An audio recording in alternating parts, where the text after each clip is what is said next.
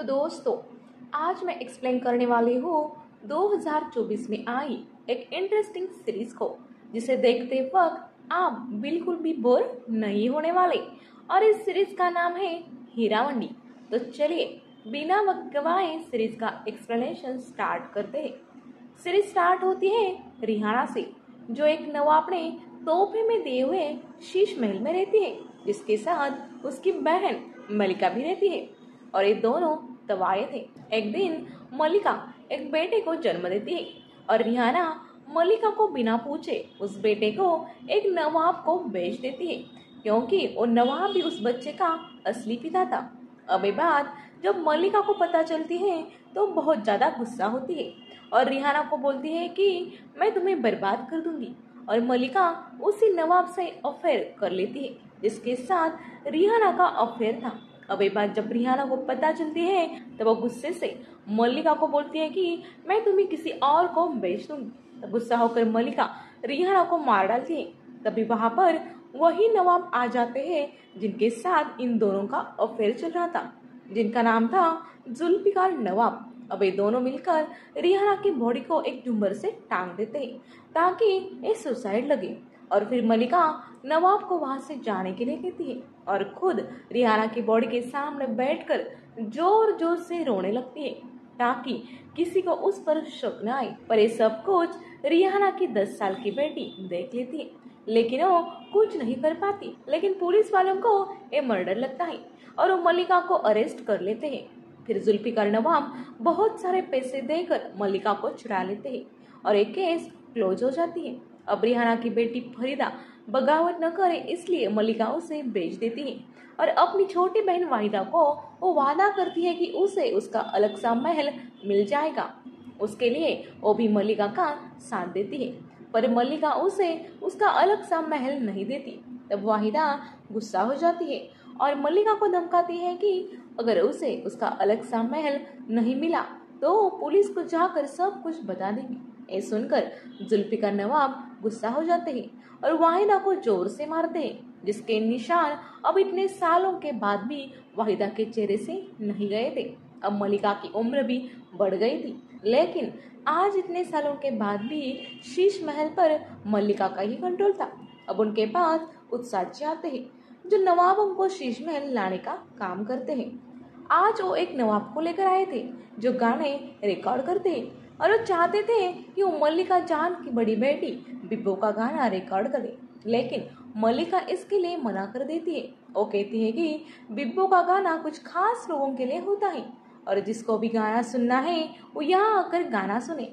और उधर हम बिब्बो को देखते हैं जो अपने गाने से सबको खुश कर देती है। यहाँ हमें ये पता चलता है कि बिब्बो का अफेयर नवाब मलिक के साथ चल रहा था। आगे हम साइमा को देखते हैं जो शीश महल में काम करती थी और मलिका चाहती है कि वो उसे भी भेज दे, लेकिन साइमा इसके लिए तैयार नहीं होती। जिसके बाद मलिका साइमा को आलम को बुलाने के लिए बोलती है, जो मलिका की छोटी बेटी थी, जिसे शेर और शायरी बहुत ज्यादा पसंद थी। उसका सपना एक शायर बनना था, लेकिन मलिका इसके लिए बिल्कुल भी तैयार नहीं थी। अब साइमा आलम को बुलाने जाती है, तब गलती से आलम का मोती वाला हार तोड़ देती है। इससे साइमा बहुत ही ज्यादा डर जाती है। तब आलम कहती है कि तुम टेंशन मत लो, मैं संभाल लूंगी। और जब आलम मलिका से कहती है कि उसका मोती वाला हार उसके हाथ से गलती से टूट गया है, तब मलिका उस पर गुस्सा होती है और उसमें एक मोती मिसिंग था जो उसे ढूंढने के लिए बोलती है। और उसे मोती नहीं मिला तो साइमा को बेचने वाली थी, इसलिए आलम पूल के ठंडे पानी में उतरकर मोती को ढूंढ लेती है, जिससे मलिका भी बहुत ज्यादा खुश होती है और वो डिसाइड करती है कि अब आलम बड़ी हो चुकी है, इसलिए उसकी भी नथ उतराई हो जानी चाहिए। लेकिन आलम इसके लिए तैयार नहीं थी, क्योंकि उसका सपना एक शायर बनना था। लेकिन मलिका उसकी बात नहीं सुनती और उसकी नथ उतराई अनाउंस कर देती है ताकि उसे कोई अमीर नवाब मिल जाए। अब वहां पर लज्जो नाम की एक तवायत आ जाती है, जिसे मलिका अपनी बेटी की तरह ही समझती थी। अब बिब्बो और लज्जो मिलकर आलम को समझाते हैं कि तुम्हारा मलिका की बात मानने में ही भला है, लेकिन आलम वहां से चली जाती है। उसके चले जाने के बाद लज्जो बिब्बो को बताती है कि उसे जोरावर नवाब से प्रेम हो गया है और मैं उससे ही शादी करूंगी। और बिब्बो भी ये सुनकर खुश हो जाती है। आगे हम ताज नाम के नवाब को देखते हैं, जो अभी अभी विदेश से पढ़ाई करके आया था। उसकी दादी उसे कहती है कि तुम्हें हीरा मंडी जाकर प्यार करना सीखना चाहिए। तब वो कहता है कि उसे जब प्यार हो जाएगा तब सब लोगों को पता चल जाएगा, उसके लिए उसे कहीं जाने की जरूरत नहीं है। जिसके बाद हम एक केड्रिक नाम के ब्रिटिश ऑफिसर को देखते हैं, जो अपनी पार्टी में नाचने के लिए मल्लिका की लड़कियों को लेने आया था। लेकिन मल्लिका उसके लिए उसे साफ साफ मना कर देती है। वो कहती है कि उसकी लड़कियां कोई ऐसी वैसी नहीं बल्कि बहुत ही खास है। ये सुनकर वो ऑफिसर मल्लिका पर बहुत ज्यादा गुस्सा हो जाता है और रात को उत्साह जिसे ऑफिसर इंटीमेट होता है और उससे मल्लिका की हर खबर का पता करता है, क्योंकि वो मल्लिका को बर्बाद करने की सोच रहा था। अब आगे हम देखते हैं कि मल्लिका एक प्रोग्राम में जा रही थी और आलम को भी साथ चलने के लिए कहती है, लेकिन आलम बीमारी का बहाना बनाती है। तभी आलम को पता चलता है कि वहाँ पर एक शायर का मुशायरा भी होने वाला है। तब आलम आने के लिए तैयार होती है, लेकिन अब मल्लिका उसे मना कर देती है। तब आलम चुपके से मल्लिका के पीछे चली जाती है। वहाँ पर आलम की मुलाकात ताज नवाब से होती है और उन दोनों को पहली नजर में एक दूसरे से प्यार हो जाता है। थोड़ी देर बाद आलम वहाँ से गायब हो जाती है, इसलिए ताज को उसका नाम भी नहीं पता चलता। लेकिन मल्लिका को पता चल जाता है कि आलम उनके पीछे वहाँ आई थी, इसलिए मल्लिका उसकी सारी शायरी की किताबें जला देती है, जिससे आलम को बड़ा ही दुख होता है। फिर दूसरे दिन बिब्बो उसको लेकर किताबें खरीदने के लिए जाती है। जाते वक्त उन्हें फ्रीडम फाइटर के लोग नारे लगाते हुए देखते हैं, जिन्हें देखकर आलम भी नारे लगाती है। ये देखकर बिब्बो को बहुत अच्छा लगता है। अब ये दोनों बुक शॉप में पहुंच जाते हैं। वहां पर फिर से आलम की मुलाकात ताज से होती है और मौके का फायदा उठाकर बिब्बो वहां से किसी फ्रीडम फाइटर के आदमी से मिलने जाती है, क्योंकि वो भी उन फ्रीडम फाइटर वालों से मिली हुई थी। क्योंकि उस वक्त बहुत सारे नवाब ब्रिटिश लोगों से मिले हुए थे, इसलिए बिब्बो उन नवाजों से संबंध रखकर उनसे ब्रिटिश लोगों की सब इंफॉर्मेशन निकाल लेती थी और वो जो तोहफा देते थे वो भी फ्रीडम फाइटर वाले लोगों को हथियार खरीदने के लिए बिब्बो देती थी। बिब्बो बस हिंदुस्तान को आजाद देखना चाहती थी। इधर आलम भी किताबें खरीद कर वापस आती है। तभी वहां पर दंगे होने लगते हैं और ताज उसे बचा लेता है और खुद उस दंगों में फंस जाता है। तब एक फ्रीडम फाइटर वाला ताज को बचा लेता है और ताज तब से डिसाइड करता है कि वो भी देश की आजादी के लिए काम करेगा। अब ताज आलम को ढूंढता है, लेकिन वो नहीं मिलती और ताज को ये भी पता नहीं था कि वो तवायत की बेटी है। अब इधर महल में वाहिदा अपनी बेटी को मार रही थी, क्योंकि वाहिदा का नवाब उसकी बेटी पर फिदा हो गया था और वाहिदा को महल नहीं मिला था, इसलिए भी वाहिदा हद से ज्यादा गुस्सा सब पर हमेशा करती रहती थी, जिसकी वजह से उसकी बेटी भी उससे नफरत करती थी। अब एक दिन मल्लिका के सामने फरीदा आती है, जो और कोई नहीं बल्कि रिहाना की बेटी थी, जिसे मल्लिका ने रिहाना को मारने के बाद बेच दिया था। अब फरीदा मल्लिका को धमकाती है और उसे बर्बाद करूंगी ऐसा बोल के वहां से चली जाती है। फरीदा का अफेयर एक जुमरी नाम के अमीर आदमी के साथ था, जिसने शीश महल के सामने ही एक महल खरीद लिया था और फरीदा उस दिन से वही रहने वाली थी। फरीदा एक दिन उत्साह जी को बुला लेती है और मल्लिका के बारे में सब कुछ इन्फॉर्मेशन निकाल लेती है। तब उसे केड्रिक ब्रिटिश ऑफिसर के बारे में पता चलता है, जो भी मल्लिका को बर्बाद करना चाहता था। तो दूसरे दिन फरीदा केड्रिक के पास जाती है और उसे अपनी माँ के मर्डर के बारे में सब कुछ बताती है और केस रीओपन करने के लिए बोलती है। लेकिन केड्रिक कहता है कि जब तक कोई प्रूफ नहीं मिलता तब तक हम केस रीओपन नहीं कर सकते। तब फरीदा उसे सेड्यूस करती है और ऑफिसर भी उसके चंगुल में आ जाता है और फरीदा के लिए कुछ भी करने के लिए तैयार हो जाता है। एक बार जब मल्लिका को पता चलती है तब वो भी टेंशन में आ जाती है और नवाब जुल्फिकार भी मल्लिका को बोलते हैं कि केड्रिक को कोई भी सबूत नहीं मिलने चाहिए। तभी मल्लिका को याद आता है कि उसने वो फाइल वाहिदा को दी थी, इसलिए वो वाहिदा से फाइल मांगती है। लेकिन वाहिदा कहती है कि उसने उसी वक्त उस फाइल को जला दिया था, लेकिन असल में वाहिदा ने ऐसा नहीं किया था, क्योंकि वक्त आने पर उसी फाइल को वो मल्लिका के खिलाफ इस्तेमाल करने वाली थी। दूसरी तरफ हम लज्जो को देखते हैं, जो बहुत सारी शराब पी लेती है क्योंकि वो जिस नवाब से प्यार करती थी वो किसी और से शादी करने वाला था और उस नवाब ने लज्जो को अपनी शादी में नाचने के लिए बुलाया था। और लज्जो वहाँ तैयार होकर जाती है और डांस करते वक्त वो बहुत ज़्यादा इमोशनल हो जाती है और जोरावर नवाब को बताती है कि वो उससे बहुत ज़्यादा प्यार करती है। ये सुनकर जोरावर गुस्सा होता है और लज्जो को बाहर निकालता है। तभी वहाँ पर मल्लिका आती है और जोरावर को रोकती है। तब जोरावर गुस्सा होकर तवायतों के बारे में बुरी भली बातें बोलने लगता है। तब मल्लिका उसे बताती है कि तुम भी एक तवायत के ही बेटे हो। और ये सुनकर जोरावर नवाब शॉक हो जाता है क्योंकि सीरीज के स्टार्ट में जिस बच्चे को रियाना ने बेच दिया था वो कोई और नहीं बल्कि मल्लिका का बेटा जोरावर ही था। इस सुनकर जोरावर शांत हो जाता है और मल्लिका लज्जो को लेकर वहां से चली जाती है। लेकिन लज्जो जोरावर के प्यार में पागल हो गई थी, इसलिए वो खुद को खत्म कर लेती है। जिसके बाद हम फरीदा को देखते हैं जो मल्लिका को हराने के लिए प्लानिंग कर रही थी। तब उसे पता चलता है कि आलम की नतुतराई नवाब ताज करने वाले हैं। तब फरीदा तय करती है कि वो ताज के नहीं बल्कि बिब्बो के नवाब के पास जाएगी और उसे अपने साइड कर लेगी।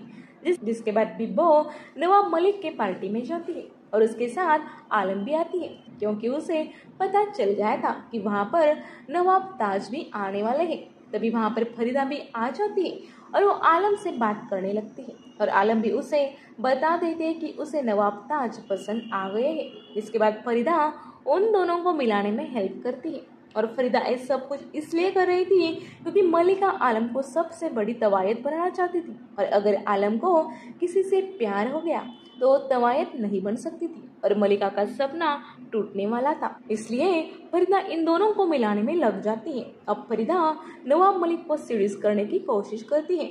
इस सब कुछ बिब्बो की समझ में आ जाता है लेकिन वो इन बातों को इग्नोर कर देती है क्योंकि उसका सपना देश की आज़ादी की तरफ था। अब कुछ दिन में फरीदा अपनी नथ उतरवाई की रस्म करने का डिसाइड करती है और ये सुनकर मल्लिका शॉक हो जाती है क्योंकि वो पहले ही इंटीमेट हो चुकी थी, लेकिन फरीदा फिर भी ये रस्म करना चाहती थी।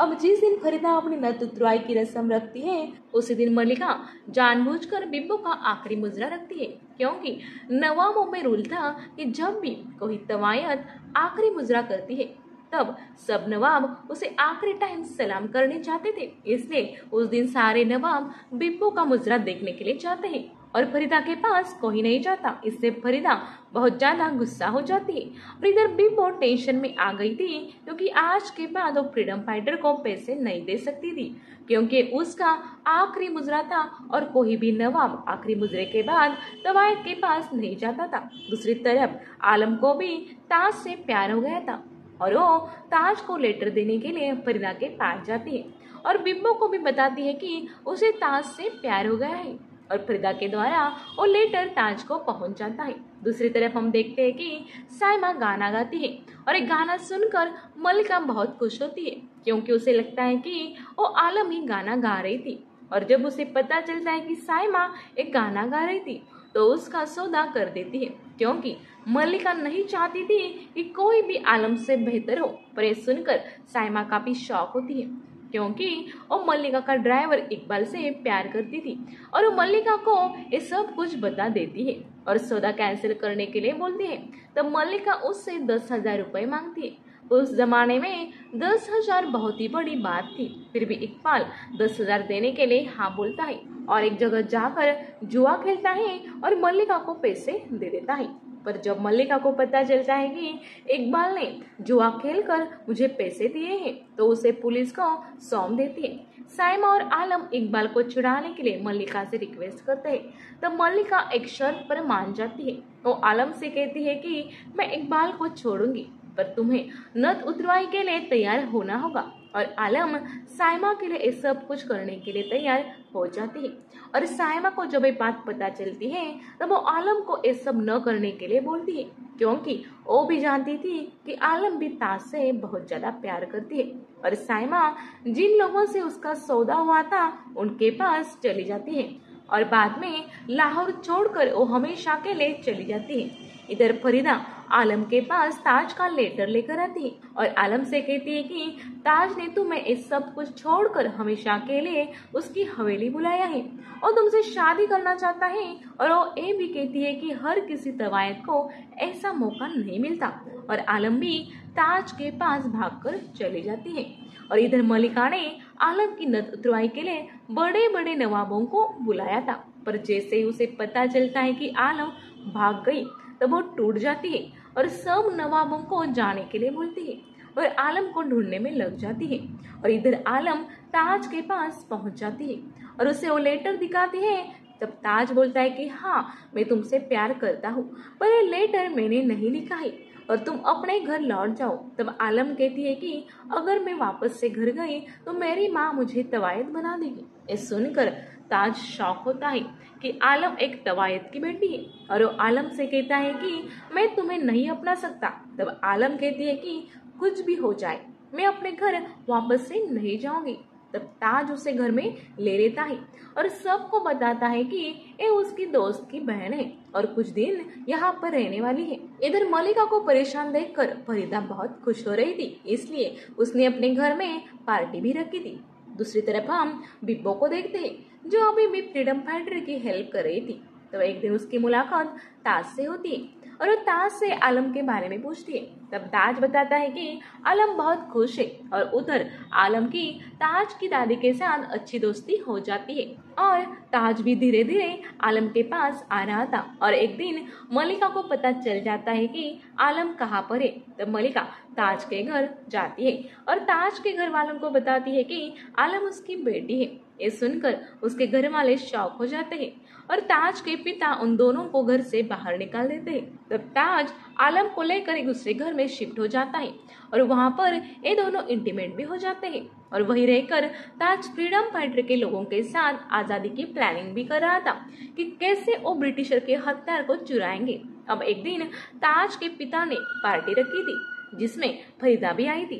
तब वो आलम के कमरे में चली जाती है और आलम को उससे कुछ भी बात नहीं करनी थी क्योंकि उसने उससे झूठ बोला था। लेकिन फरीदा जब उस रूम में देखती है तब उसे पता चलता है कि ताज एक फ्रीडम फाइटर है और एक जगह पर ये लोग हमला करने वाले हैं। और ये बात फरीदा फेडरिक को बता देती है और जब फ्रीडम फाइटर वाले हमला करने जाते हैं तब ब्रिटिशर्स पहले ही उन पर हमला कर देते हैं। जिसके बाद फेडरिक ताज के घर पर अपनी टीम के साथ जाता है और वहां पर उसे आलम और फ्रीडम फाइटर का सामान मिलता है। वो आलम को अरेस्ट कर लेते हैं पर आलम ताज के बारे में कुछ भी नहीं बताती। फिर ये लोग ताज को भी अरेस्ट कर लेते हैं लेकिन ताज भी उनको कुछ भी सच नहीं बताता क्योंकि अगर वो सच बोलता तो उनका मिशन अधूरा रह जाता। और वो बोलता है कि मुझे नहीं पता आलम उस घर में क्या कर रही थी, इसलिए ताज को छोड़ दिया जाता है। ये सुनकर आलम भी शॉक हो जाती है और आलम को ब्रिटिश बहुत ही ज्यादा टॉर्चर करते हैं। ये बात जब मलिका को पता चलती है तब मलिका परेशान हो जाती है। तब बिब्बो मलिका से बोलती है कि उन्हें आलम को छुड़वाना होगा, इसलिए मलिका फेडरिक के पास जाती है और उसे आलम को छोड़ने के लिए रिक्वेस्ट करती है। तब फेडरिक उसे नाचने के लिए बोलता है और बाद में इंटीमेट होने के लिए भी बोलता है और मलिका अपनी बेटी के लिए ये सब कुछ करती है और फेडरिक आलम को छोड़ देता है। अब मलिका ये सब करके बहुत ज्यादा टूट गई थी और इधर फेडरिक फरीदा को बताता है कि उसने मलिका के साथ क्या क्या किया। तो फरीदा उस पर बहुत ज्यादा गुस्सा होती है क्योंकि उसे मलिका का सिर्फ घमंड तोड़ना था। और इधर बिब्बो भी एक ब्रिटिश ऑफिसर से अफेयर कर लेती है क्योंकि उससे उसे फ्रीडम फाइटर को देने के लिए बहुत सी इंफॉर्मेशन मिल रही थी। अब एक दिन बिब्बो को ताज मिलता है और वो आलम के बारे में उससे पूछता है तो वो उस पर बहुत गुस्सा होती है और बोलती है कि आलम प्रेग्नेंट है। तब ताज अपनी दादी को लेकर आलम से शादी की बात करने के लिए उसके घर जाता है। मलिका इस बात के लिए पहले तो तैयार नहीं थी पर अपनी बेटी की खुशी के लिए तैयार हो जाती है। और ये बात जब ताज के पिता को पता चलती है तो वो हर हालत में शादी रोकने का प्रयास करते हैं और फेडरिक को बताते हैं कि ताज भी फ्रीडम फाइटर है। एक्चुअली वो चाहते थे कि फेडरिक उसे 2-3 दिन जेल में रखे और छोड़ दे, लेकिन फेडरिक उसे बहुत ज्यादा टॉर्चर करता है। फरीदा भी फेडरिक को बहुत समझाती है पर वो नहीं मानता और ताज की वही जेल में मौत हो जाती है। यहाँ पर आलम शादी के लिए ताज का इंतजार कर रही थी पर वो नहीं आती, तो आलम समझ जाती है कि ताज ने उसे धोखा दिया और वो मुजरा करने लगती है। तभी वहां पर बिब्बो आती है और ताज की मौत की खबर आलम को सुनाती है। ये सुनकर आलम गहरे सदमे में चली जाती है। ये देखकर मलिका को बहुत ही ज्यादा दुख होता है और वो शीश महल की चाबी फरीदा को देने का डिसाइड करती है। तब फरीदा कहती है कि मैं चाबियां ऐसे नहीं लूंगी बल्कि छीन के लूंगी, और वो दोनों डिसाइड करते हैं कि भले ही हम दोनों दुश्मन हैं, लेकिन बात किसी तवायत पर आएगी तब हम एक साथ खड़े रहेंगे। दूसरी तरफ हम देखते हैं कि बिब्बो को पता चलता है कि ब्रिटिशों को फ्रीडम फाइटर के अड्डे के बारे में पता चल चुका है, इसलिए उन सबको लेकर शीश महल आती है और ये सब कुछ मल्लिका को पता चलता है, तो वो भी उनको यहाँ रहने के लिए परमिशन दे देती है, क्योंकि मल्लिका को भी पता चल चुका था कि उनके लिए आजादी कितनी ज्यादा इम्पोर्टेंट है। अब नवाबों को भी ये सब पता चल चुका था कि मल्लिका ने फ्रीडम फाइटर के लोगों को आश्रय दिया था, इसलिए वो भी हीरा मंडी आना बंद कर देते हैं, क्योंकि वो ब्रिटिशर्स के खिलाफ नहीं जाना चाहते थे। अब बिब्बो को ब्रिटिश ऑफिसर उनके फंक्शन में नाचने के लिए बुलाते हैं। तब बिब्बो उस ऑफिसर को वहीं पर शूट कर देती है। तब बाकी ब्रिटिश उसे पकड़कर बहुत टॉर्चर करते हैं, लेकिन बिब्बो अपने साथियों का पता उन्हें नहीं बताती। और ये बात जो मल्लिका को पता चलती है तब वो बहुत ज्यादा खुश होती है, क्योंकि उनकी बेटी आज तक सिर्फ तवायत के नाम से जानी जाती थी, लेकिन आज एक फ्रीडम फाइटर भी बन चुकी थी। तभी वहां पर फरीदा आती है और बताती है कि वो लोग बिब्बो को मारने वाले हैं, हमें उसे बचाना होगा। लेकिन शहर में कर्फ्यू लगने की वजह से वो बिब्बो से नहीं मिलने जा रहे थे, लेकिन वो सब औरतें एक टाइम पर चुपके से बिब्बो से मिलने के लिए जाते हैं और इधर उत्साह जी आलम के पास आते हैं और उसे बताते हैं कि फेडरिक तुम्हें बुक करना चाहता है। तब पहले तो आलम को गुस्सा आता है, लेकिन जिसने ताज को मारा उसकी माँ को बेइज्जत किया और जो अब बिब्बो को मारने वाला था उसका अंत करने का आलम सोचती है, और उसमें उत्साह जी भी आलम का साथ देते हैं और आलम गन लेकर केड्रिक के पास जाती है। आलम को देखकर केड्रिक बहुत खुश हो जाता है और जैसे ही वो आलम के करीब आ जाता है आलम उसे शूट कर देती है और इधर सब औरतें बिब्बो के पास जाकर इनकलाब जिंदाबाद बोलकर बिब्बो का हौसला बढ़ाते। तब बिब्बो समझ जाते कि भले ही वो मर जाए पर ये आजादी की लड़ाई ऐसे ही चलती रहेगी और बिब्बो पर गोलियां चलाई जाती है और 1947 में देश को आजादी मिल जाती है। लेकिन इन औरतों को आज भी आजादी नहीं मिली थी और आजादी की ये जंग अब तक चालू है। तो दोस्तों, ये थी हीरा मंडी सीरीज की स्टोरी। अगर आपको ये सीरीज पसंद आई हो तो चैनल को सब्सक्राइब करना भूलिएगा नहीं। मिलती हूँ अगली वीडियो के साथ, तब तक के लिए गुड बाय।